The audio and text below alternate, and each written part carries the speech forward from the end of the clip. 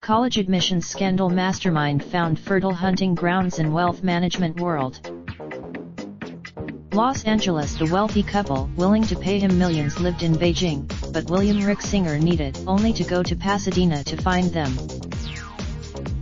Michael Wu, a financial advisor for banking behemoth Morgan Stanley, worked on the 7th floor of an office building in the city outside Los Angeles.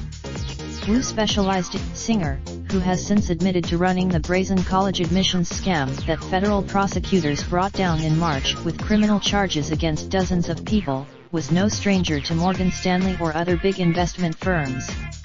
For years, the Los Angeles Times reported last month that Zhao Tao, the chairman of a large Chinese drug company, and his wife paid Singer $6.5 million after he forged their daughter's credentials to get her into Stanford University.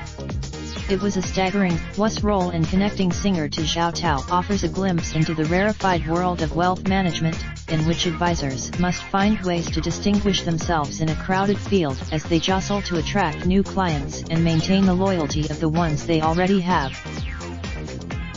Morgan Stanley and other wealth management firms were a natural hunting ground for Singer, who boasted to prospective clients that he worked only with the exceptionally wealthy. Okay.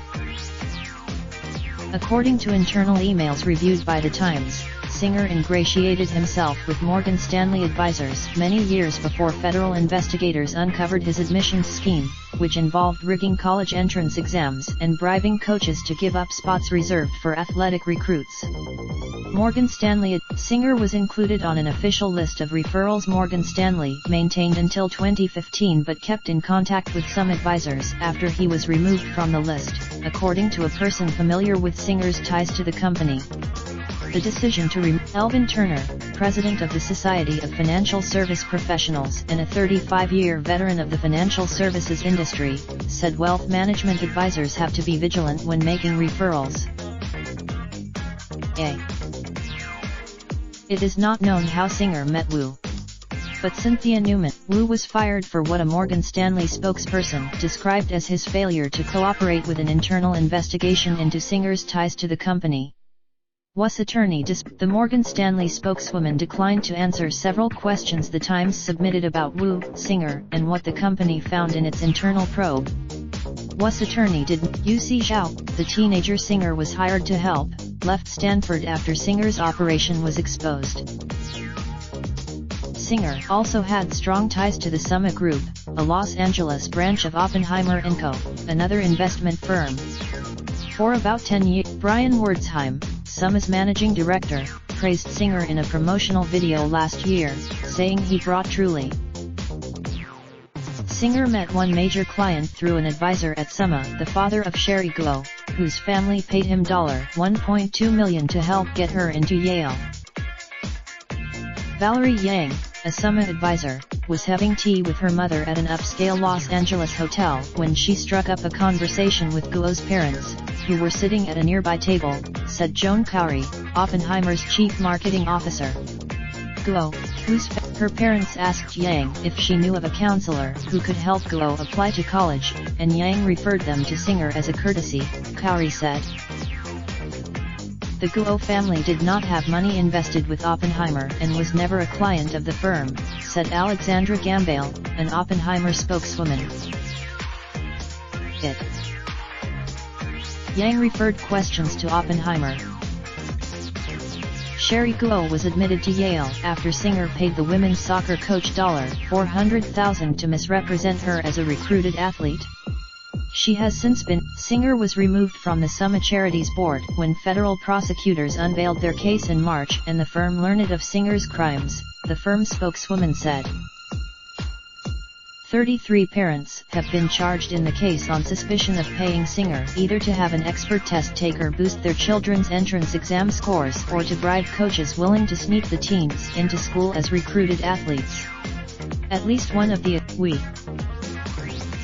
Marcy Palatella is accused of paying singer $75,000 to rig her son's SAT score and another $400,000 to have him admitted to the University of Southern California through its football program, which singer allegedly arranged by paying off a school administrator to misrepresent Palatella's son as a recruited long snapper. Palatella has pleaded singer's ties to the world of wealth management did not develop by chance. He is a prime example. As the title implies, wealth management advisors such as Wu work in a realm typically reserved for the very affluent. They devise and care. On its website, Morgan Stanley boasts having 15,000 financial advisors around the world who manage more than $2 trillion in clients' assets, more than any other company. Tom Taylor, who used to work as a financial advisor at Morgan Stanley and now runs his own firm, Del Rey Capital, said success as an advisor rests largely on how well an advisor gets to know a client and their financial goals. Those discussions, advisors sometimes also venture outside finance altogether in the effort to serve clients. Stock.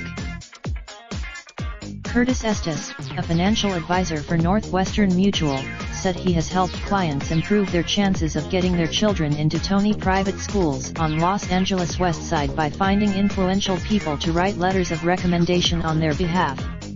And he said if such steps are necessary in a volatile industry in which investor loyalty is hard to maintain, as investors pull their money from an advisor's control on average after 3 years, Estes said. Andy Saperstein, co-head of wealth management at Morgan Stanley, said as much in a promotional video featured on the company's website.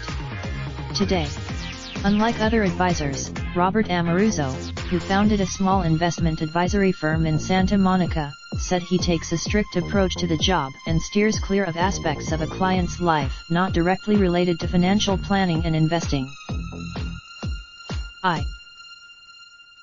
Visit the Los Angeles Times @ Raindrop, drop top smoking, no cooking the hot pot. Fucking on your bitch, yeah, that. Looking up, open the park.